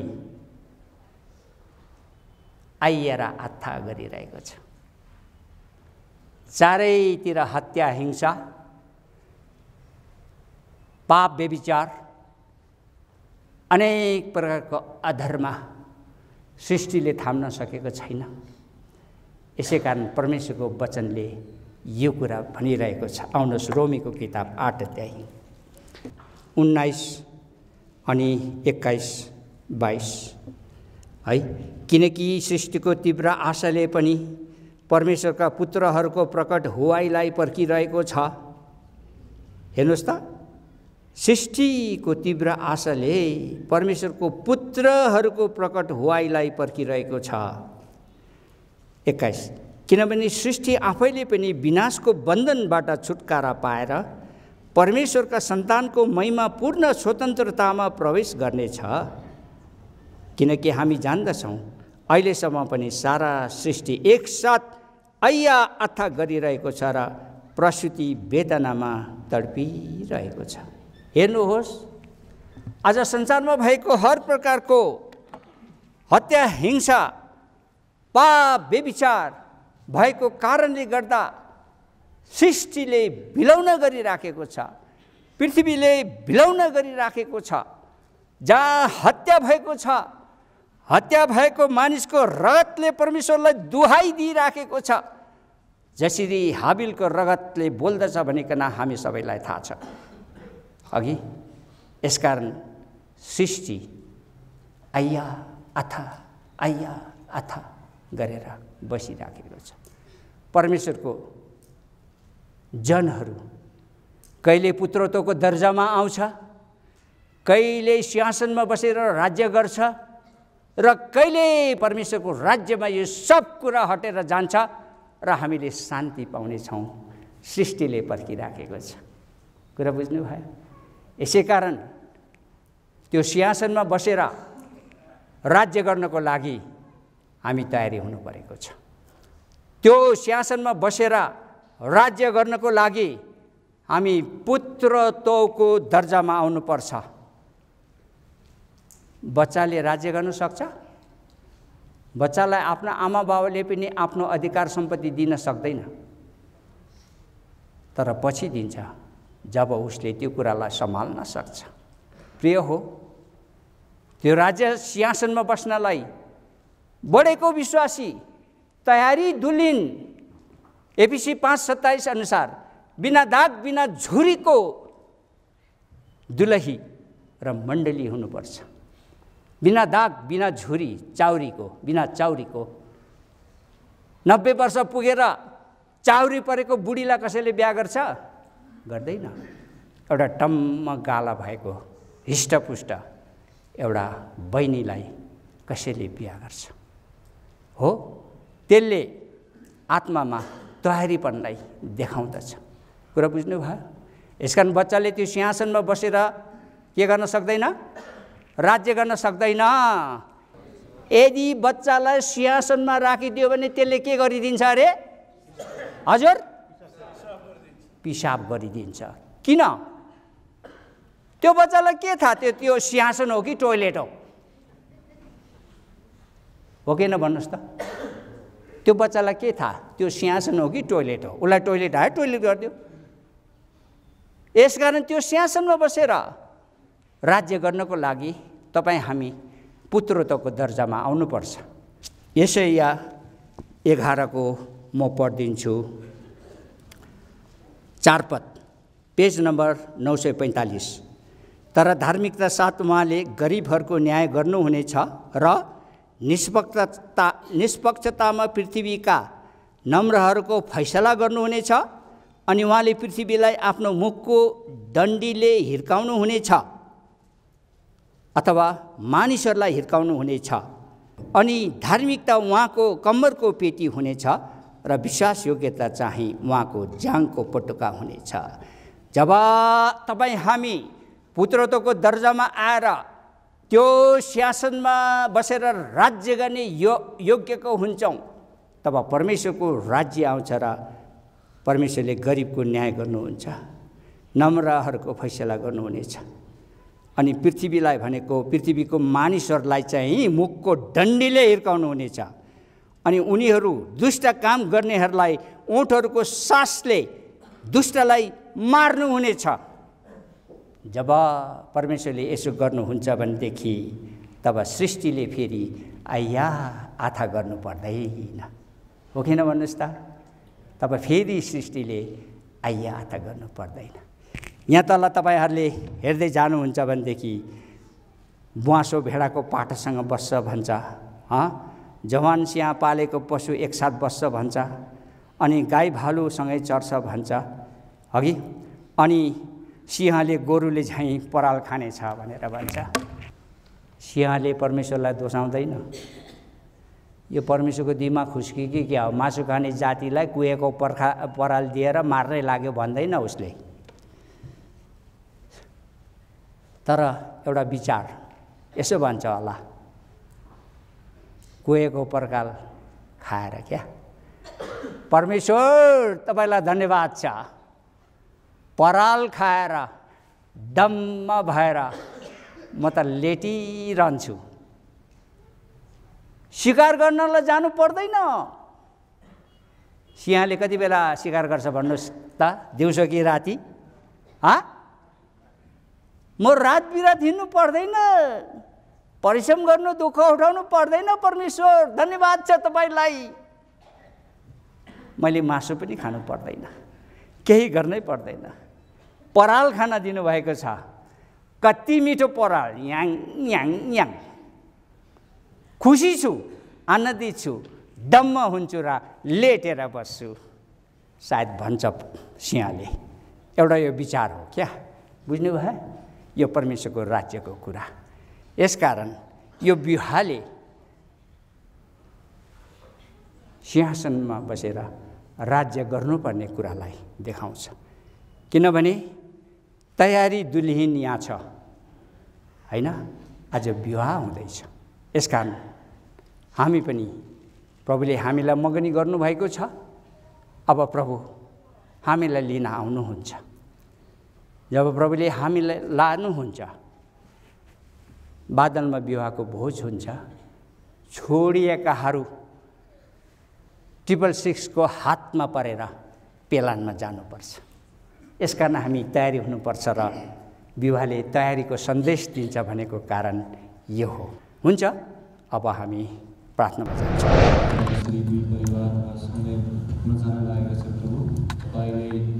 यो परिवारलाई आशिष दिनुभएको होस् र तपाईँलाई हामी सुनिमी र मलाई समय दिनुभएको लागि धन्यवाद प्रभु।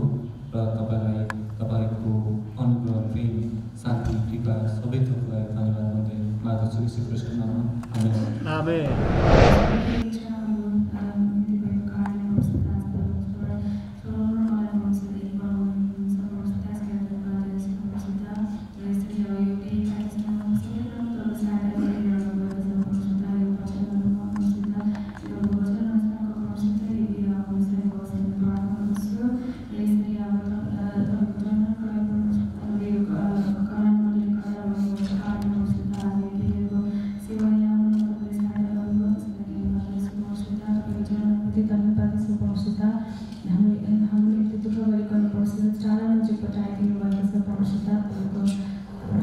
आदर गर्दै परमेश्वर हामीले यो भजनमा गीत गायनमा भजनहरूमा परमेश्वर खानेकुराहरू सबै पालन गर्न जति पनि तपाईँले यो जनहरूले सहायता गर्नुहुन्छ उनीहरूप्रति धेरै हृदय परमेश्वर तपाईँलाई नै धन्यवाद दिन्छ परमेश्वर यसरी अब जुन तपाईँले हामीलाई यो म्यारिड लाइफ स्टार्ट गर्नुलाई सहायता गर्नुहोस् भन्ने प्रार्थना गर्छु तपाईँको वचन अनुसारको परमेश्वर एउटा वाइफ बनाउनुको प्रार्थना गर्छु बुद्धि सहित परमेश्वर तपाईँको को परमेश्वर एउटा असल छोरी भइकन एउटा असल वाइफ बनाउनुको प्रार्थना गर्छु परमेश्वर अब यसरी परमेश्वर आजको दिनसम्म सहायता गर्दै ल्याउनुपर्छ यसरी नै निरन्तरता तपाईँको सहायता साथ परमेश्वर तपाईँलाई नै पहिलो स्थान दिँदै परमेश्वर हामीले हाम्रो जीवन बिताउन सकेको प्रार्थना गर्दै परमेश्वर बाँकिरहेको जीवन बाँकिरहेको सेवाकाईमा तपाईँको सहायता माग गर्दै प्रभु यीशु ख्रीष्टको चाहिँ नाममा यो छोटो बिन्ती प्रार्थना चढाउँदछु सुनिकन ग्रहण गरिदिनुहोस्।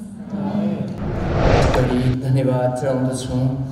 हाम्रो प्रार्थनाको उत्तर स्वरूप आज सलोम बाबु र सुनिमी नानीको बिचमा पवित्र विवाह अब हात बाँध्ने कामहरू हुन गइरहेको छ। वचनबाट हामीले यी दुवै बाबु नानीले आशीर्वाद पाउनु भएको छ। हामी सबै सुन्ने गणहरू पनि वचनबाट आशिषित भएका छौँ।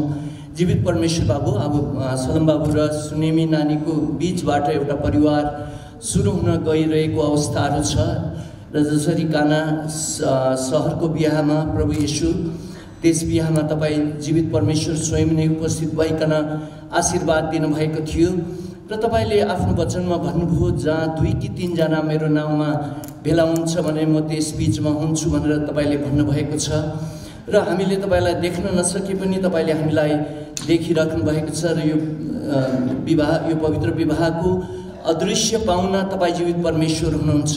तपाईँलाई हामी धन्यवाद चढाउँदछौँ। जसरी अब हात बाँधिदिनको लागि तपाईँको दास अगाडि बढिराख्नु भएको छ उहाँलाई तपाईँले आफ्नो अभिषेक पवित्र आत्माको खनाउनुहोस्। हामी तपाईँ जीवित परमेश्वरलाई धन्यवाद दिन्छौँ र सलोम बाबु र सुनिमी मैयाको जो यो विवाह पवित्र विवाहलाई हामी आशीर्वाद बोल्दछौँ येशू ख्रीष्टको नाममा आमेन। पिता परमेश्वर जो सर्वशक्तिमान सर्वव्यापी अन्तर्यामी पिता परमेश्वर जुन परमेश्वरले मानिस जातिलाई सृष्टि गर्नुभयो अनि आफ्नै स्वरूपमा सृष्टि गर्नुभयो अनि मेरो स्तुति प्रशंसा महिमा गरोस् भनिकन तपाईँले सृष्टि गर्नुभयो तर मानिस जाति पापमा फँसी गए अनि पापको ज्यादा मृत्यु आयो। तथापि प्रभु तपाईँले मानिस जातिले फेरि पनि त्यो पापबाट छुटकारा पाइकन स्वर्गको बाटोको लागि आफ्नो एकमात्र पुत्र यीशु संसार पठाउनु भयो जसले उहाँमाथि विश्वास गर्छ ऊ नाश हुने छैन तर आनन्द जीवन पाउनेछ। हे प्रभु येशू आज यसरी तपाईँले आज जसले प्रभु तपाईँलाई ग्रहण गरे उहाँलाई प्रभुजी परमेश्वरको सन्तान हुने अधिकार दिनुभयो यो अनेक वरअनुसार। त्यसैले प्रभुजी आज यो कनान प्रार्थना भवनमा यति तपाईँको प्रियजनहरूलाई अहिले बक्सिनु भयो हामी यसको लागि धन्यवाद चढाउँछौँ। आज हे पिता यो सलोम र सुनमको यो विवाहको लगौमा प्रभुजी यसरी हामीले प्रशस्त प्रभुजी वचनकोद्वारा हामीलाई प्रभुजी आशिष दिनुभयो धन्यवाद चढाउँछौँ। विशेष गरी प्रभुजी यी छोरीलाई सुनामीलाई यसरी 1995 साल सेप्टेम्बर 19मा प्रभु एउटा छोरीको दान दिनुभयो। आज एउटा संसारिक आमा बाबुको हैसियतले हाम्रो कर्तव्य थियो उसलाई हुर्काउने बढाउने शिक्षा दिने अनि एफिसी 4 अनुसार 6:4 अनुसार हामीले प्रभुको अनुशासनमा अनि चेतनामा अनि हामीले हुर्काउनु पर्ने थियो तर कति मैले अनि परिवारले हामी गर्न सकेनौँ। तथापि प्रभुको दया कृपा भयो तपाईँको अनुग्रहले सम्हालेर राख्नुभयो आज दिनसम्म सम्हालिरहनु भयो। आज यो एउटा प्रभुजी तपाईँको वचन पुरा भयो अनि एक दिन छोरीहरू अनि प्रभुजी अनि आफ्नो आमाबाउलाई छोडेर जान्छन् त्यसैले आज यो दिन तपाईँ प्रभुले पुरा गर्दै हुनुहुन्छ यो सलोमसँगको वैवाहिक जीवनमा उनीहरू बाँधिनुहुन्छ।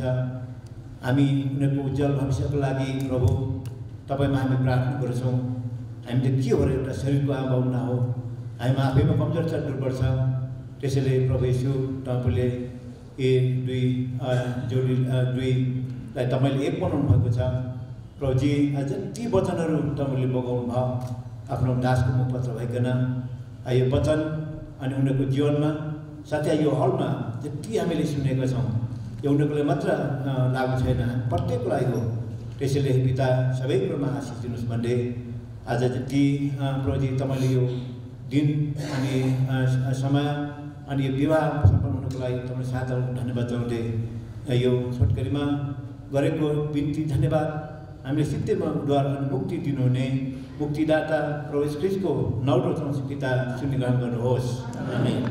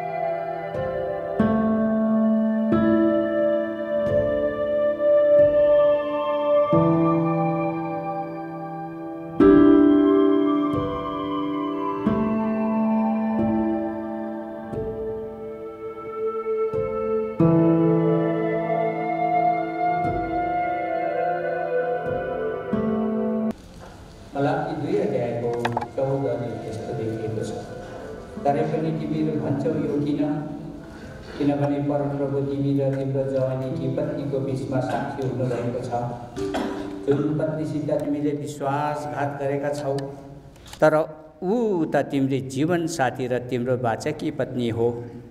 के उहाँले एउटैलाई मात्र बनाउनु भएन र? जबकि उहाँसँग आत्माको रहल भाग थियो। अनि किन त्यस एउटैलाई मात्र? किनकि उहाँले ईश्वरीय सन्तानलाई खोज्नुहुन्छ। यसकारण आफ्नो आत्माको विषयमा होसियारी हो र कसैले आफ्नो जवानीकी पत्नीसित विश्वासघात नगरोस्, किनकि परमप्रभु इजरायलको परमेश्वर भन्नुहुन्छ, उहाँ पत्नी त्यागलाई घृणा गर्नुहुन्छ, किनकि यस्तो मानिसले आफ्नो वस्त्रले अत्याचारलाई ढाक्दछ, सेनाहरूको परमप्रभु भन्नुहुन्छ। यसै कारण आफ्नो आत्माको विषयमा होसियारी हौ र तिमीहरूले विश्वासघात नगर। पत्नी त्यागलाई परमेश्वरले घृणा गर्नुहुन्छ। यसकारण जब हात बाँधिन्छ तब पतिले पत्नीलाई, पत्नीले पतिलाई त्याग्नु हुँदैन। यहाँ लेखिएको छ, अघि पत्नी मात्र होइन तर एउटा बेस्ट फ्रेन्ड पनि हो, जो चाहिँ पति पत्नी बेस्ट फ्रेन्ड जीवन साथी। अघि के उहाँले एउटालाई मात्र बनाउनु भएन र? अघि हामीले हेरिसक्यौँ, अलग अलग आदम हब्बालाई बनाएर परमेश्वरले जोड्नु भएको भए त्यो आदमले हब्बालाई, हब्बाले आदमलाई चिन्ने थिएन र घर बन्न सक्ने थिएन। यो कुरा यहाँ लेखिएको छ। अघि यस कारणले गर्दाखेरि यो कुरा हो। त अब यो हात बधाईको अर्थ चाहिँ के हो त? करार गर्नु, बाचा बाँध्नुको अर्थ के हो त? यसको अर्थ यो हो कि हेर, हामी मर्नु परे पनि मर्नुपर्छ है भनेको हो। के अरे? हामी मर्नु परे पनि बाचा बाँधिसकेपछि मर्नुपर्छ है भनेर भनेको। यसकारण पतिले पत्नी, पत्नीले पतिलाई त्याग गर्नु मिल्दैन। यदि करार भङ्ग गर्यो भने म बाइबल नखोलौँ, लेवीको किताब 26 को 14 देखि 20 पदसम्म लेखिएको छ। करार भङ्ग गरे भने पाउने दण्डहरूको विषयमा त्यहाँ लेखिएको छ। अघि यस कारणले गर्दाखेरि पुरानो समयमा बाचा बान्दा हुँदी रगतद्वारा बाचा बाँधिन्थ्यो। प्रभु येशूले पनि कल्वरीको क्रुसमा रगत बगाइकन हामीसँग बाचा बाँध्नु भएको छ। के भन्नुभएको छ? म तिमीलाई कहिल्यै छोड्दिनँ, म तिमीलाई कहिल्यै त्याग्दिनँ। अघि हामीले हेरिसक्यौँ। त्यसो हो भनेदेखि करार गरिसकेपछि पतिले पनि पत्नीलाई, पत्नीले पनि पतिलाई कहिले छोड्नु पनि हुँदैन, त्याग्नु पनि हुँदैन। जीवनको अन्तरालमा हुनसक्छ कति प्रकारको विषम परिस्थितिहरू आउन सक्छ, दुःख कष्ट, खेदो निन्दो, अभाव, घटी कमी, तर पनि पतिले पत्नी र पत्नीले पति चाहिँ त्याग्न मिल्दैन। परमेश्वरको वचनले पत्नी त्यागलाई घृणा गर्नुहुन्छ भनिकन लेखिएको छ। त्यो हामीले सोध्नुपर्छ। मन त परिवर्तन भएको छैन, हो? खुसी छ, बाचा बाँध्नु तयारी छ। यहुदा इस्करियोतीले बाचा भङ्ग गर्यो, बुढी फुटेर मर्नु पर्यो। यहुदा इस्करियोतीले बाचा भङ्ग गर्यो, बुढी फुटेर मर्नु पर्यो। यति उदाहरण काफी छ। हुन्छ, मण्डली प्रार्थनामा बस्नुहोस्। हामी दुलादुलीलाई करार गराउँछौँ। आज म सलोम सुनैमीको दाहिने हात पक्रेर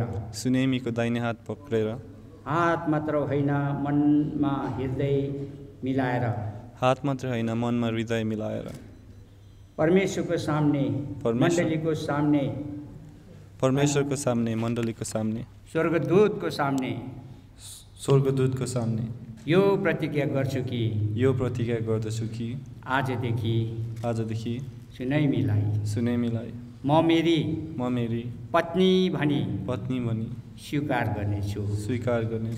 अब उसो सुनैमीलाई छोडी अरू कुनै स्त्रीलाई म मेरो मन दिने छुइन, आँखा लगाउने छुइन। जीवनभरि सुनैमीको साथमा चाहे दुःखमा होस् चाहे सुखमा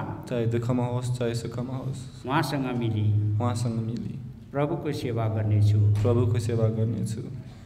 सायद सुनैमी बिरामी भएर मलाई कुनै सहायता गर्न सक्नु भएन भने पनि म उहाँलाई सहायता गर्नेछु। उहाँको दुःखमा म दुखी हुनेछु। उहाँको सुखमा म सुखी हुनेछु। किनकि हामी दुई एकै हौँ। परमेश्वरको प्रतिज्ञा जो मलाई दिनुभयो। पतिले पत्नीलाई प्रेम गर्नुपर्छ। यसकारण सुनैमीलाई म आफ्नै शरीरलाई जस्तै प्रेम गर्नेछु। किनभने सुनैमी मेरो हाडको हाड, मेरो मासुको मासु हो। उसलाई जीवनभरि प्रेम गर्नेछु। मैले हर प्रकारले कमाएको सबै कुराको 10औं अंश प्रभुको घरमा ल्याएर म प्रभुलाई मण्डलीलाई आदर गर्नेछु। यो प्रतिज्ञा पूरा गर्नको लागि प्रभुले मलाई सहायता गरून्। आज म सुनैमी सलोमको दाहिने हात मात्र होइन दाहिने हात मात्र होइन, मनमा मन मिलाएर मनमा मन मिलाएर परमेश्वरको सामने, परमेश्वरको सामने, स्वर्गदूतको सामने, स्वर्गदूतको सामने, मण्डलीको सामने, मण्डलीको सामने, परिवारको सामने परिवारको सामने यो प्रतिज्ञा गर्छु कि आजदेखि शलोमलाई पति भनी स्वीकार गर्नेछु। शलोमलाई छोडी अरू कुनै परपुरुषलाई म मेरो मन दिने छुइनँ, हृदय दिने छुइनँ। मृत्युले बाहेक सलोमदेखि मलाई कुनै कुराले अलग गर्ने छैन। उहाँको दुःखमा म दुःखी हुनेछु, उहाँको सुखमा म सुखी हुनेछु। प्रभुको प्रतिज्ञा विवाहको सम्बन्धमा पाए अनुसार म आफ्नो पति शलोमको अधीनमा बस्नेछु, उहाँलाई आदर गर्नेछु। मैले कमाएको हर कुराको 10औं अंश प्रभुको घरमा ल्याएर म प्रभुलाई अनि मण्डलीलाई पहिलो स्थान दिनेछु। प्रभुले यो प्रतिज्ञा पूरा गर्न सहायता गरेका हुन्। दयालु प्रभु, धन्यवाद चाहन्छौँ। आज प्रभु परमेश्वर, त्यसपछि स्वर्गदूत, त्यसपछि मण्डली, त्यसपछि आफन्त परिवारको सामने बाबु शलोम र नानी सुनैमीले आपसमा हात मिलाएर मन मिलाएर प्रतिज्ञा गर्नुभएको छ कि आजदेखि उसो हामी पति पत्नी भयौँ भनेर। यसै कारण हे प्रभु, अब हजुरले पनि उहाँहरूलाई अब उसो पति पत्नीको रूपमा हेरिकन उहाँहरूलाई आशीष दिनुहोस्। हे प्रभु, मानिस जाति दुर्बल हुन्छ, यसकारण हजुरले पति र पत्नीलाई दिबक्सुनु भएको जो प्रतिज्ञा, जो आज्ञा छ, सो पालन गर्नको निम्ति हजुरले नै उहाँहरूलाई सहायता गरिबक्सियोस्। प्रभु, हे हामी सारा मण्डलीको बिन्ती छ, प्रार्थना छ। प्रभुको लोक मण्डलीका प्रतिनिधिहरूले पनि उहाँहरूको सुखमय दाम्पत्य जीवनको लागि प्रार्थना गरिसक्नु भएको छ। हजुरले प्रार्थना सुनिसक्नु भएको छ। यही प्रार्थनाद्वारा उहाँहरूलाई प्रभुलाई पहिलो स्थान दिने, प्रभुको डर मान्ने, प्रभुको आज्ञा पालन गर्ने, मिलेर प्रभुको सेवा गर्ने, मण्डलीलाई सहायता पुर्याउने यस प्रकारको आशिषित परिवार उहाँहरूलाई बनाइबक्सियोस्। हाम्रो यही बिन्ती छ प्रभु परमेश्वर, हाम्रो यही प्रार्थना छ। सारा मण्डली मिले शलोम र शलोमीलाई अब उहाँहरूलाई पति पत्नीको रूपमा हजुरको हातमा समर्पण गर्दै आशिष माग्दै यो बिन्ती प्रार्थना प्रभु येशूको नाममा पिता सुनि ग्रहण गरिबक्सियोस्। आमेन। उहाँहरू पति पत्नी हुनुभयो भनिकन हामी मण्डलीमा घोषणा गर्दछौँ।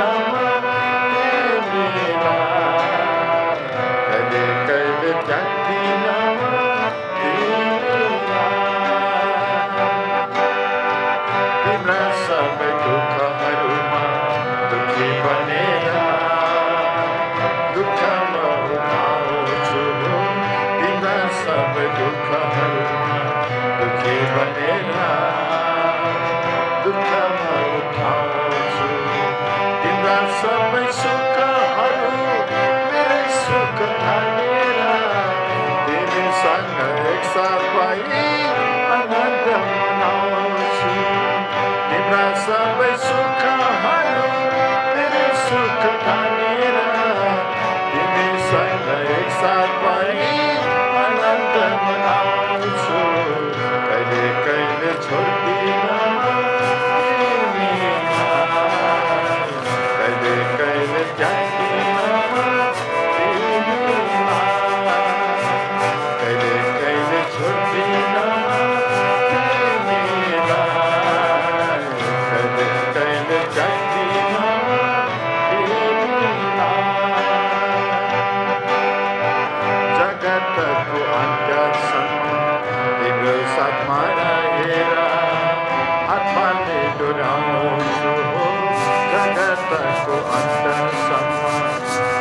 साथमा रहेर आत्माले डुलाउँछु आँखाको नानीलाई जस्तै सुरक्षित बनाई दुष्टताको प्रहारदेखि तिमीलाई जोगाउँछु आँखाको नानीलाई जस्तै सुरक्षित बनाई दुष्टताको प्रहारदेखि तिमीलाई जोगाउँछु कहिले कहिले छोड्दिन तिमीलाई कहिले कहिले त्याग्दिन तिमीलाई कहिले कहिले छोड्दिन तिमीलाई कहिले कहिले त्याग्दिन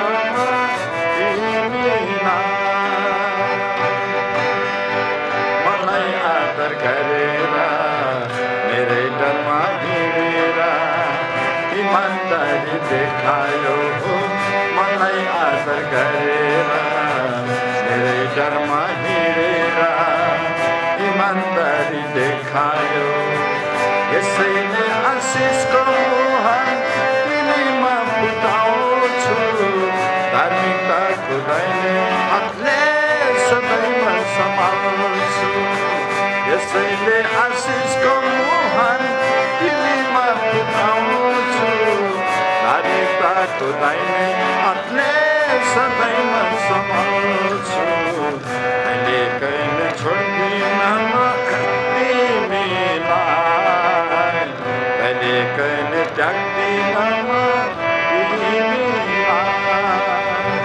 कहिले कहिले छोड्दिन तिमीलाई कहिले कहिले त्याग्दिन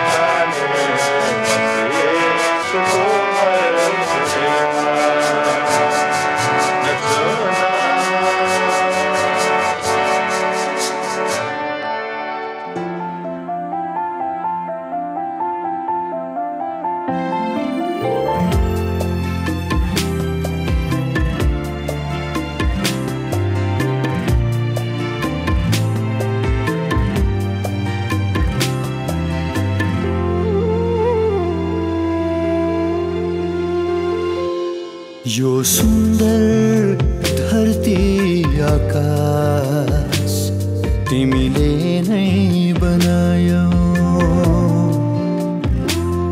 आफ्नै स्वरूप अनि समानतामा मानिसलाई रच्यौ मानवीय सोच अनुमान भन्दा कैयौँ गुण ज्यादा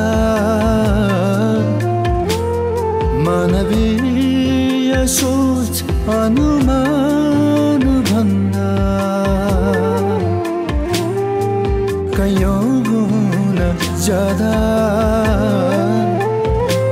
हे यहोवा तिम्रो महानता हे पिता तिम्रो महानता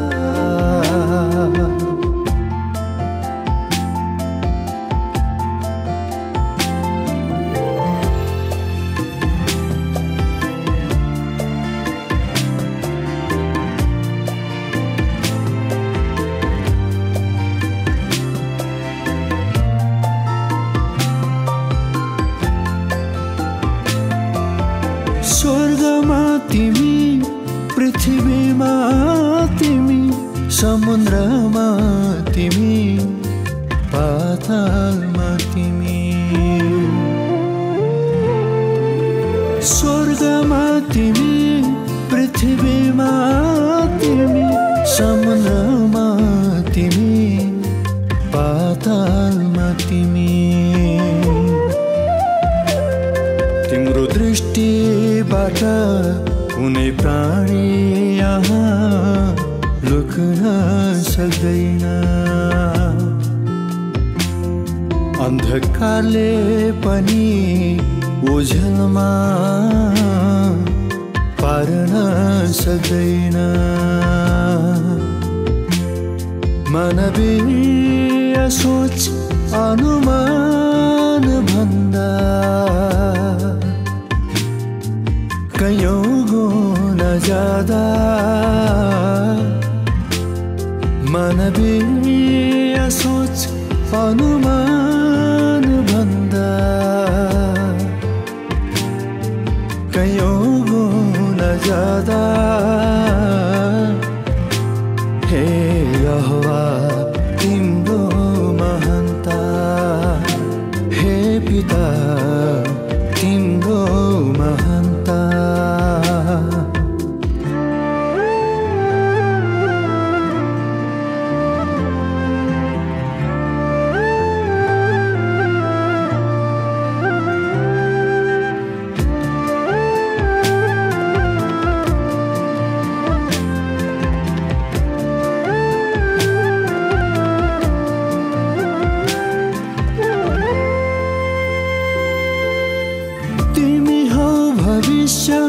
तिमी नै वर्तमान सर्वव्यापी छौ तिमी सर्वशक्तिमान तिमी हौ भविष्य तिमी नै वर्तमान सर्वव्यापी छौ तिमी सर्वशक्तिमान सर्वोपरि ईश्वर हौ तिमी सर्वाधिकारी दयालु र कृपामय परमेश्वर अनुग्रहकारी मानवीय सोच अनुमान भन्दा कैयौँ गुण ज्यादा मानवीय सोच अनुमान भन्दा कैयौँ गुण ज्यादा हे यहोवा तिम्रो महानता हे पिता तिम्रो महानता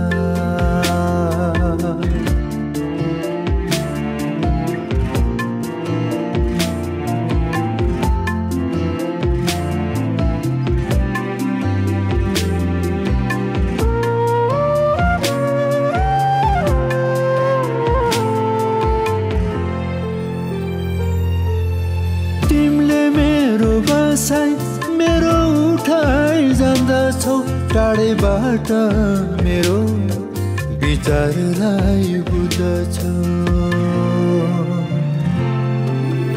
तिमीले मेरो बसाई मेरो उठाइ जान्दछौ टाढैबाट मेरो विचारलाई बुझ्दछौ मलाई जाँच पडताल गरेर जान्न सक्दछौ मेरा हरेक चाल चलनसँग तिमी परिचित हुन्छौ मानवीय सोच अनुमान भन्दा कयौं गुणा ज्यादा